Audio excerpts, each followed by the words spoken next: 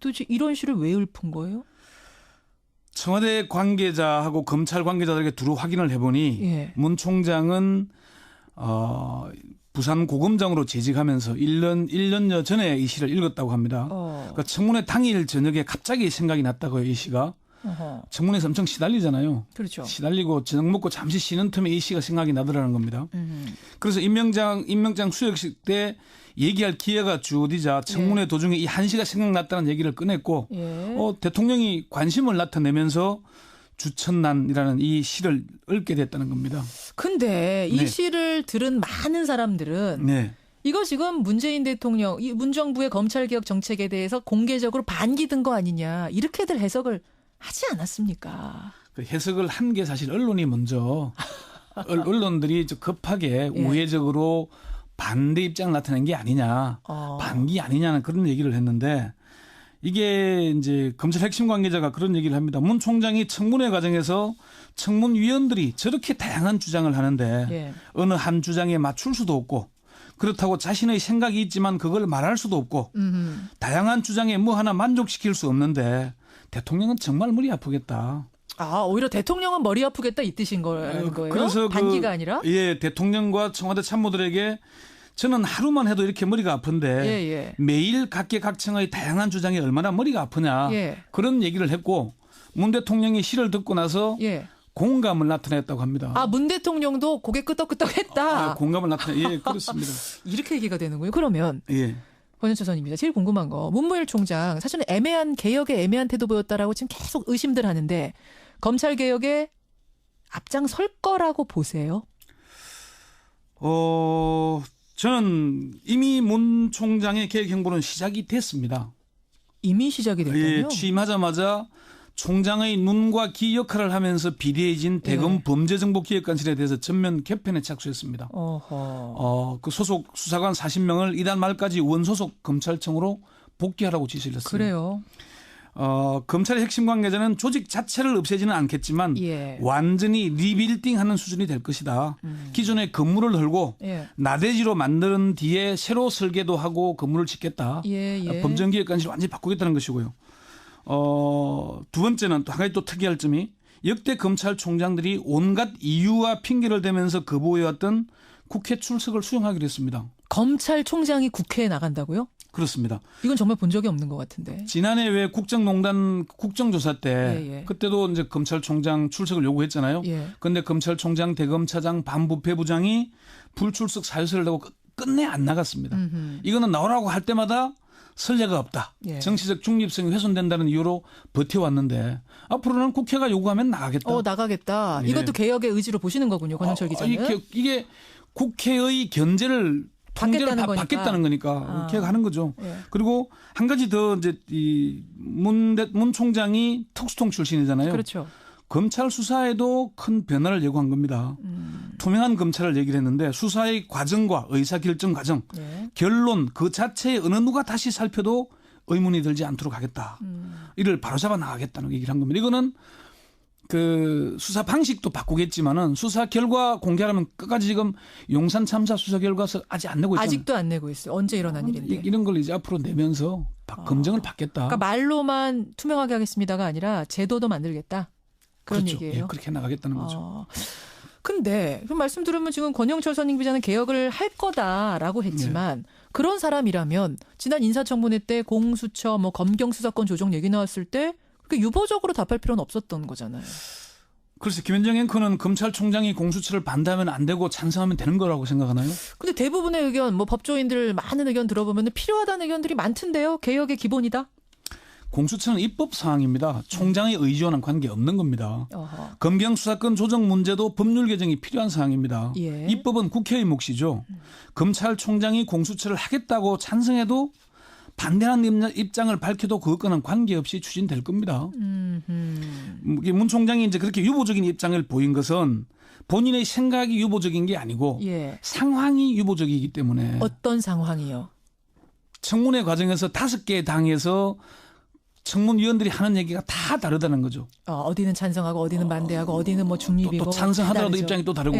검찰 내의 의견도 1에서 10가지, 심지어 11가지, 12가지까지 나올 정도로 다양합니다. 검찰 내에서 하자는 예. 사람도 있고 말자는 사람도 예. 있고 뭐 대안을 제시하는 사람도 그런 있고. 상황에서 섣불리 이렇다 저렇다는 얘기를 하는 것보다 어차피 이건 뭐 문 총장이 총장 후보자로 지명되기 이전부터 비공식적이나 사석에서 공수처 설치나 검경 수사권 조정의 필요성에 대해서 충분히 공감해 왔고 국민의 뜻에 따라서 바뀔 필요가 있다는 입장을 밝혀왔거든요.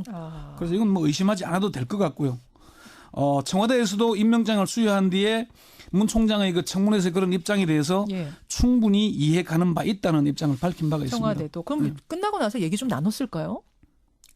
뭐 이런 저런 얘기들 공감을 했겠죠. 앞으로도 뭐 계속 얘기해 나갈 것이고. 그래요. 예. 그러니까 그러면 청문회 현장에서 그걸 확실하게 자기 의사를 표현하지 않은 건 검찰의 다양한 의견이 존재하는데 이제 거기에 가서 수장을 해야 될 사람인데 먼저 입장을 발표하고 가는 게 어떻게 보면 통솔력이 떨어지게 되는 상황이 역으로 이러지 않을까요? 청문회 과정 청와대에 가서 허리 90도로 굽히면서 계획하겠습니다 이렇게 얘기를 하면은 국민들이 야 이제 또 하수인이냐 또 눈치 본다 눈치 본다 뭐 권력이 앞잡이도 되는 거냐 이런 얘기 하지 않겠습니까? 그런 상황을 고려했을 거다. 듣고 보니 그럴 수 있는 상황이네요. 그래요. 개혁 의지, 뭐 문무일 총장의 의지, 또 우리 검찰 전체의 의지 이번에는 믿어도 될까요? 믿어도 될 겁니다. 문무일 총장과 관련해서 소개할 일화가 많은데요. 그중 두 가지만 소개를 해보겠습니다. 한 가지는 문 총장과 사법연수원 동기인 이재명 성남시장이 이미 페이스북에 공개한 내용입니다. 이재명 시장이요? 1988년 사법연수원생 시절에 그때 이제 정기성 대법원장 지명을 두고 2차 사법파동이 일어났거든요. 사법연수원생들이 반대 서명운동을 벌였습니다. 그때 문무일 총장이 앞장을 섰어요. 이게 중징계는 물론이고 형사처벌까지 받을 수 있는 상황이었지만 의지를 꺾지 않았습니다. 사실은 상명하복을 생명처럼 여기는 조직에서 이 행동이 뭐 사법연수원 상명하복은 아니고 그것도 분위기가 공무원 조직이니까 그게 이제 두 번째가 바로 그 얘기입니다. 평검사 시절.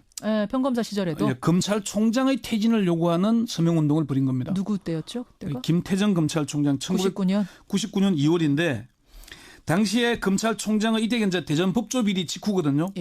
검찰총장의 퇴진을 요구하는 평검사들의 서명운동이 벌어졌는데 아까 김현정이 얘기한 대로 검사 동일치 원칙에 따라서 상명하복이 생명 아닙니까? 그 분위기가 대단하죠. 거기서 평검사들이 총장의 퇴진을 요구한다? 그게 뭐 전례도 없었고 상상도 하기 어려운 일이었습니다.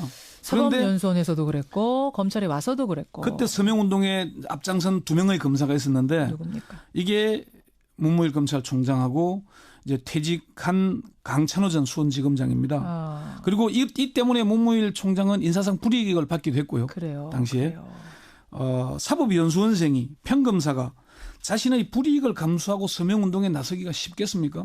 그렇지 않죠. 그런 의기를 가진 사람이고요. 또 이제 임은정 검사가 페이스북에 이런 글을 올렸습니다. 청문회 임은정 검사가 문무일로 검찰 개혁이 가능하겠느냐 이런 질문이 어떤 페이스북 친구가 올리니까 오늘 몇몇 동료들로부터 같은 질문을 받았다.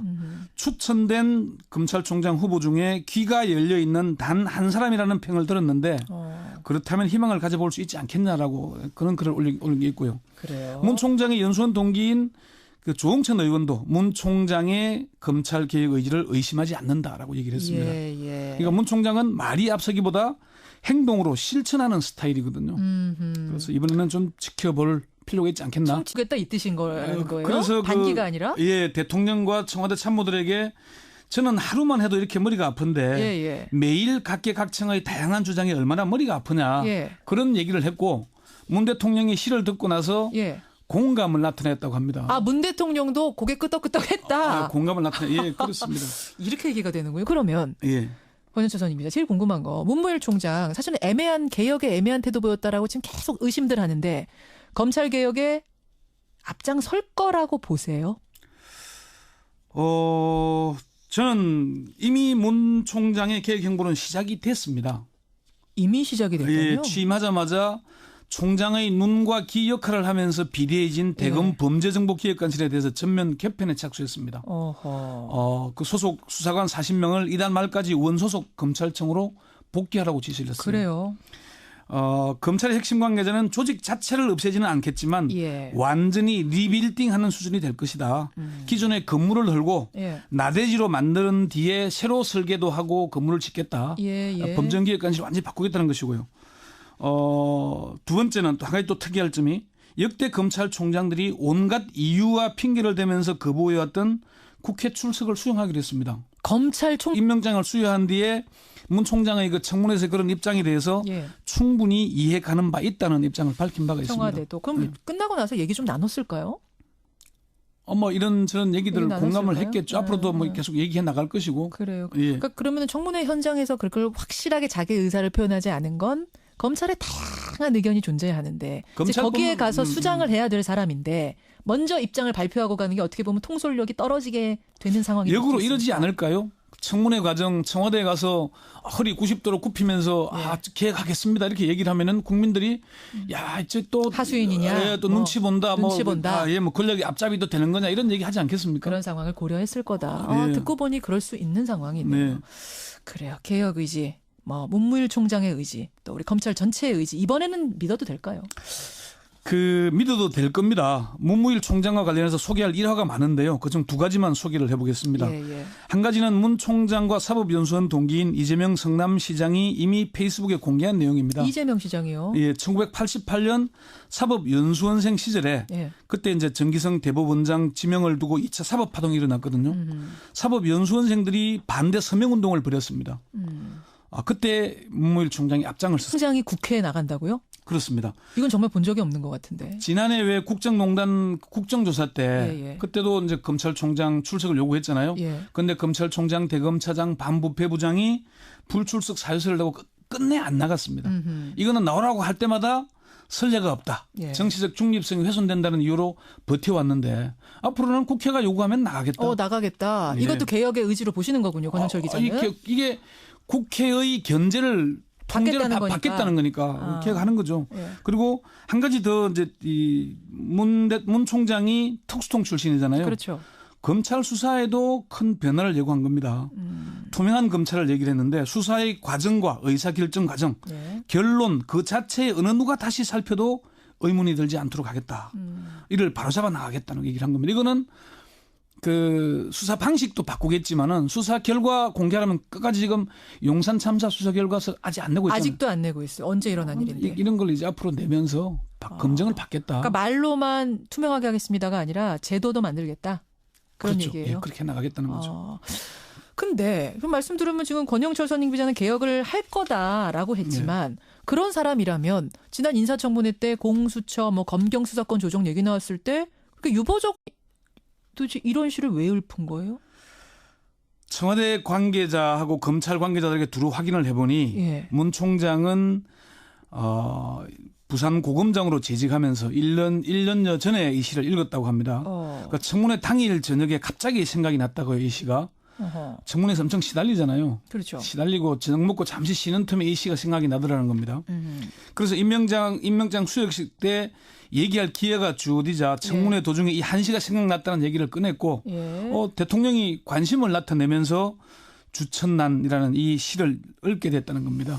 근데 이 시를 들은 많은 사람들은 이거 지금 문재인 대통령, 이 문정부의 검찰개혁 정책에 대해서 공개적으로 반기든 거 아니냐 이렇게들 해석을 하지 않았습니까? 그 해석을 한 게 사실 언론이 먼저 언론들이 급하게 우회적으로 반대 입장을 나타낸 게 아니냐, 반기 아니냐는 그런 얘기를 했는데 이게 이제 검찰 핵심 관계자가 그런 얘기를 합니다. 문 총장이 청문회 과정에서 청문위원들이 저렇게 다양한 주장을 하는데 어느 한 주장에 맞출 수도 없고 그렇다고 자신의 생각이 있지만 그걸 말할 수도 없고 다양한 주장에 뭐 하나 만족시킬 수 없는데 대통령은 정말 머리 아프겠다. 오히려 대통령은 머리 아프고 답할 필요는 없었던 거잖아요. 그래서 김현정 앵커는 검찰총장이 공수처를 반대하면 안 되고 찬성하면 되는 거라고 생각하나요? 근데 대부분의 의견, 법조인들 많은 의견 들어보면 필요하다는 의견들이 많던데요. 개혁의 기본이다. 공수처는 입법 사항입니다. 총장의 의지와는 관계없는 겁니다. 검경 수사권 조정 문제도 법률 개정이 필요한 사항입니다. 입법은 국회의 몫이죠. 검찰총장이 공수처를 하겠다고 찬성해도 반대하는 입장을 밝혀도 그것과는 관계없이 추진될 겁니다. 문 총장이 이제 그렇게 유보적인 입장을 보인 것은 본인의 생각이 유보적인 게 아니고 상황이 유보적이기 때문에. 어떤 상황이요? 청문회 과정에서 5개 당에서 청문위원들이 하는 얘기가 다 다르다는 거죠. 어디는 찬성하고 어디는 반대하고 어디는 뭐 중립이고 또 찬성하더라도 입장이 또 다르고 검찰 내의 의견도 1에서 10가지 심지어 11가지 12가지까지 나올 정도로 다양합니다. 검찰 내에서도 하자는 사람도 있고 말자는 사람도 있고 뭐 대안을 제시하는 사람도 그런 있고. 상황에서 섣불리 이렇다 저렇다는 얘기를 하는 것보다 어차피 이건 뭐 문 총장이 총장 후보자로 지명되기 이전부터 비공식적이나 사석에서 공수처 설치나 검경 수사권 조정의 필요성에 대해서 충분히 공감해 왔고 국민의 뜻에 따라서 바뀔 필요가 있다는 입장을 밝혀왔거든요. 그래서 이건 뭐 의심하지 않아도 될 것 같고요. 청와대에서도